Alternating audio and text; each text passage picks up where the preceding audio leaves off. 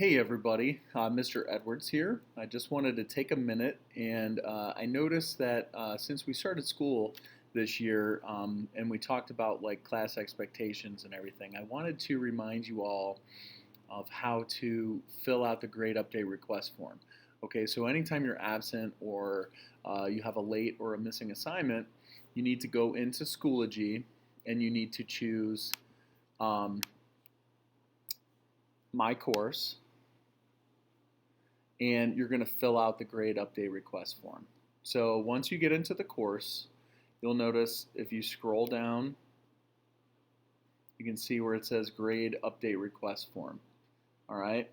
Remember, I said instead of going in and sending me an email, this helps me because it just goes right into a spreadsheet for me, and I'm able to see when you turned in a missing assignment or if you were absent and you had to turn in an assignment late. So if you click on the grade update request form link, all right, you can just follow the prompts. So if I click next, you're going to type in your name,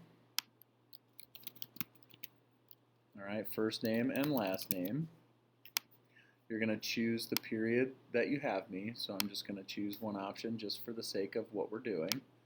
I'm going to choose a date, so today's date, let's go to today, right, is the 14th. Let's just say I'm missing the food chain quick check,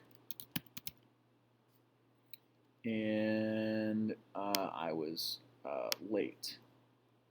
And then you type in any information you need it, and then you hit submit. All right.